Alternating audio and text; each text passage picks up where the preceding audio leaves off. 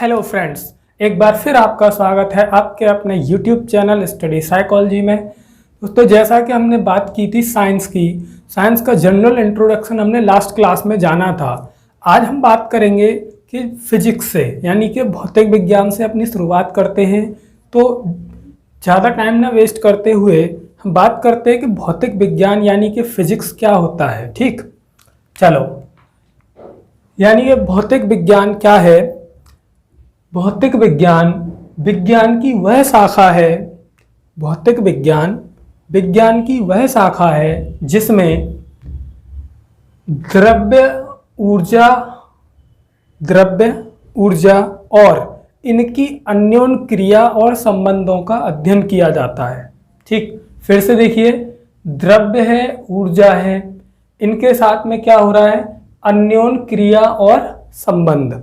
अन्योन का मतलब होता है एक दूसरे से, यानी द्रव्य और ऊर्जा की एक दूसरे से क्रिया और संबंध का अध्ययन करने वाला विज्ञान भौतिक विज्ञान कहलाता है।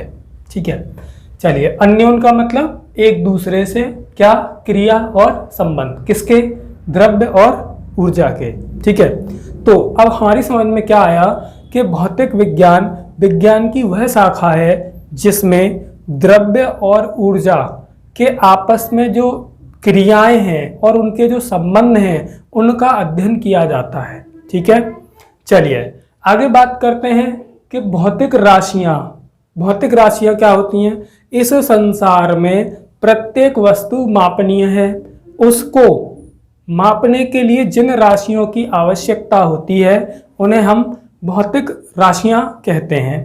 ठीक है, आगे हमने जब बात भौतिक राशियां क्या होती हैं कि संसार में प्रत्येक वस्तु मापनीय है, उसे मापन करने के लिए जिन राशियों की आवश्यकता होती है उन्हें भौतिक राशियां कहते हैं। भौतिक राशियां को जो हमें पता चलेगा कि भौतिक राशि क्या है, देखते हैं कैसे। जैसे मान लीजिए मैंने लिखा 10 मीटर। ठीक है, अब इसमें हमने जब लिखा या फिर हमने लिखा 2 किलोग्राम, तो हमें किस किस चीज़ की आवश्यकता हुई। पहला, ये अंक चाहिए, दूसरा ये यूनिट चाहिए कि हम किस यूनिट में उसका मापन कर रहे हैं। तो प्रत्येक भौतिक राशि को 2 चीज़ों की आवश्यकता होती है, एक मात्रक की यानी कि ये जो लास्ट में लगे होते हैं, दूसरा संख्यात्मक मान कि वह मात्रक उस मापन में कितनी बार आया है। एक बार और एग्जाम्पल लेते हैं। जैसे यहाँ से यहाँ तक का ये कोई रास्ता है, 1 किलोमीटर, 2 किलोमीटर, 3, 4, 5, 6, 7, 8।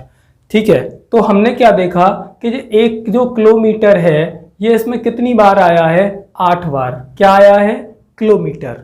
ठीक, तो 8 क्या है, संख्यात्मक मान, मात्रक क्या है, किलोमीटर। तो किसी भी भौतिक राशि को व्यक्त करने के लिए हमें 2 चीज़ों की आवश्यकता होती है। क्या, एक उसका मात्रक और वह मात्रक कितनी बार आया है उसका संख्यात्मक मान। फिर हमने जाना कि भौतिक राशियां कितने प्रकार की होती हैं। भौतिक राशियां 2 प्रकार की होती हैं।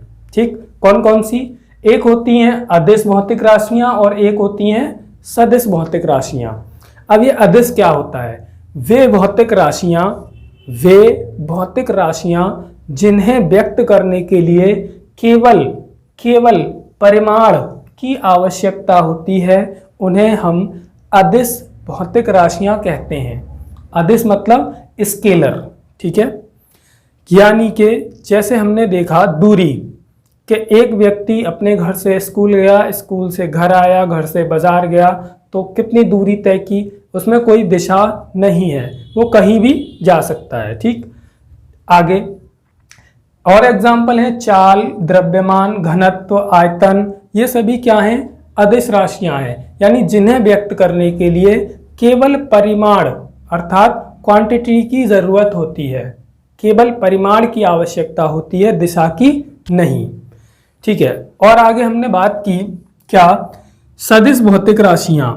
तो सदिश भौतिक राशियां क्या होती हैं, वे भौतिक राशियां जिन्हें व्यक्त करने के लिए दिशा और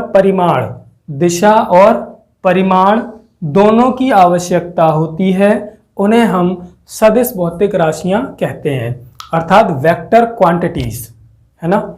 चलिए एग्जाम्पल ले लेते हैं, जैसे विस्थापन, वेग, त्वरण, बल आदि, ये सभी क्या हैं? सदिश भौतिक राशियां हैं। एक बार फिर से समझते हैं कि मात्र भौतिक राशि क्या होती है। संसार की प्रत्येक वस्तु मापनीय है, जिसका मापन करने के लिए हमें राशियों की आवश्यकता होती है। जिन राशियों की आवश्यकता होती है उन्हें हम भौतिक राशियां कहते हैं। फिर भौतिक राशियों को व्यक्त करने के लिए हमें मात्रक चाहिए, यानी कि यूनिट चाहिए, और दूसरा हमें चाहिए क्या? संख्यात्मक मान। ठीक है। फिर हमने जाना कि भौतिक राशियां दो प्रकार की होती हैं, अर्थात इन्हें दो भागों में बांटा गया है, एक सदिश और एक अदिश। अदिश भौतिक राशियां वे राशियां होती हैं जिन्हें व्यक्त करने के लिए केवल परिमाण की आवश्यकता होती है, दिशा की नहीं। दूसरा सदिश भौतिक राशियां वे भौतिक राशियां जिन्हें व्यक्त करने के लिए दिशा और परिमाण दोनों की आवश्यकता होती है, उन्हें सदिश भौतिक राशियां कहा जाता है। आगे बढ़ते हुए हम बात करते हैं क्या? राशियां, राशियों की बात करते हैं। जैसे आपने नाम सुने होंगे, व्युत्पन्न राशियां, पूरक राशियां, मूल राशियां कितनी होती हैं। जैसे अभी हमने यहाँ जाना कि भाई राशि दो प्रकार की होती हैं। अब इनमें भी दोबारा से आ जाते हैं। कैसे? कि जैसे राशियां मूल राशियां होती हैं, ठीक है। तो मूल, आगे बात करते हैं क्या? राशियां पहले नंबर पे आती है मूल राशियां और दूसरे नंबर पर आती हैं व्युत्पन्न राशियां। तो मूल राशियां वे राशियां होती हैं जो स्वतंत्र रूप से व्यक्त की जाती हैं, जो स्वतंत्र रूप से व्यक्त की जाती हैं, उन राशियों को हम मूल राशियां कहते हैं। ठीक है। मूल राशियों में दो तरह की राशियां आती हैं। क्या? 7 तो होती हैं मूल राशियां और 2 होती हैं पूरक राशियां। हमने बात की क्या? मूल राशियां। मूल राशियां क्या होती हैं? वे राशियां जिन्हें व्यक्त करने के लिए दूसरी राशियों की आवश्यकता नहीं होती है, अर्थात जिनका प्रयोग स्वतंत्र रूप से किया जाता है, उन्हें हम मूल राशियां कहते हैं। विज्ञान में 7 मूल राशियां हैं और 2 पूरक राशियां हैं।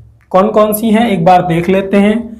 जैसे लंबाई, समय, द्रव्यमान, ताप, विद्युत धारा, ज्योति तीव्रता, पदार्थ की मात्रा, ये 7 मूल राशियां हैं और 2 पूरक राशियां हैं। कौन कौन सी? एक है समतल कोण और एक है घन कोण। ये टोटल 9 है विज्ञान में। ठीक है। आगे हमने बात की व्युत्पन्न राशियां, जिन राशियों को व्यक्त करने के लिए, जिन राशियों को व्यक्त करने के लिए दूसरी राशियों की आवश्यकता होती है, उन राशियों को हम व्युत्पन्न राशियां कहते हैं। जैसे हमारे पास मूल राशि है लंबाई, ठीक है। अब लंबाई इंटू लंबाई, 2 चीजें हो गई, इनसे क्या बना? क्षेत्रफल। तो क्षेत्रफल को व्यक्त करने के लिए हमने क्या लिया? मूल राशियों का सहारा लिया, यानी क्षेत्रफल को व्यक्त करने के लिए हमें मूल राशियों की आवश्यकता हुई। जैसे ये क्षेत्रफल, अगर एक और L का मल्टीप्लाई कर दें तो क्या बनेगा? आयतन। तो व्युत्पन्न राशियां वे राशियां होती हैं जिन्हें व्यक्त करने के लिए मूल राशियों की आवश्यकता होती है। जैसे क्षेत्रफल, आयतन, बल, वेग, त्वरण, कार्य, ऊर्जा, सामर्थ्य आदि, और भी हैं, काफ़ी हैं। तो ये सभी राशियां हैं व्युत्पन्न राशियां। ठीक है। उम्मीद है समझ आया होगा। इसी चर्चा को आगे बढ़ाते हुए हम बात करते हैं मात्रक, यानी कि यूनिट्स।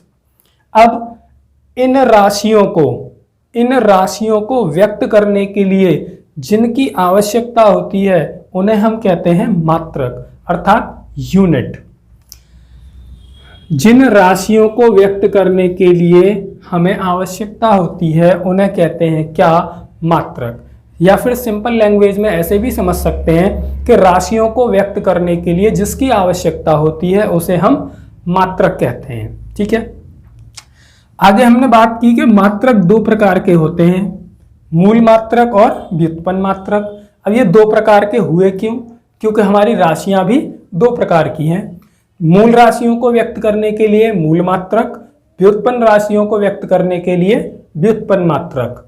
ठीक है, एक बार देखते हैं मूल मात्रक क्या होता है। वे मात्रक जिनकी सहायता से हम मूल राशियों को व्यक्त करते हैं उन्हें हम मूल मात्रक कहते हैं। व्युत्पन्न मात्रक जिन मात्रकों की सहायता से हम व्युत्पन्न राशियों को व्यक्त करते हैं उन्हें हम व्युत्पन्न मात्रक कहते हैं। एक बार देख लेते हैं इनमें कौन कौन से आते हैं। जैसे मूल मात्रक है मीटर, किलोग्राम, सेकंड, ये हैं हमारे मूल मात्रक। व्युत्पन्न मात्रक जैसे वर्ग मीटर, घन सेंटीमीटर, ऐसे।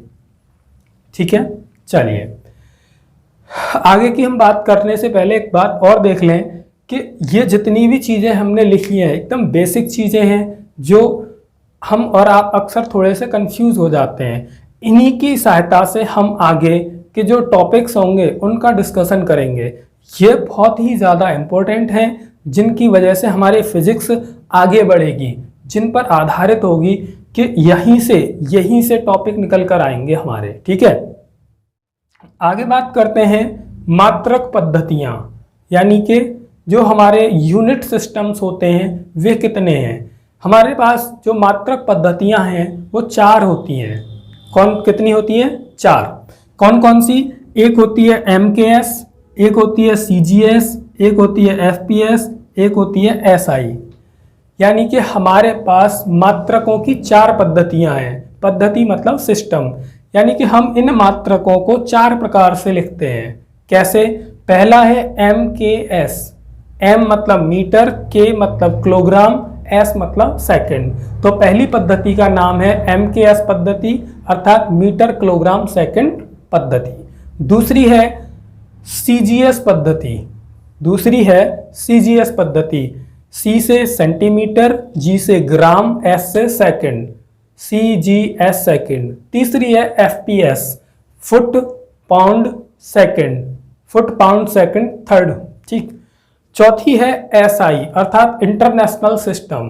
ठीक है, वर्तमान समय में अधिकतर इसी का प्रयोग किया जा रहा है। उम्मीद है आज का लेक्चर आपको अच्छे से समझ आया होगा। ठीक है, अगर अच्छा लगा हो तो लाइक और शेयर कीजिए। धन्यवाद।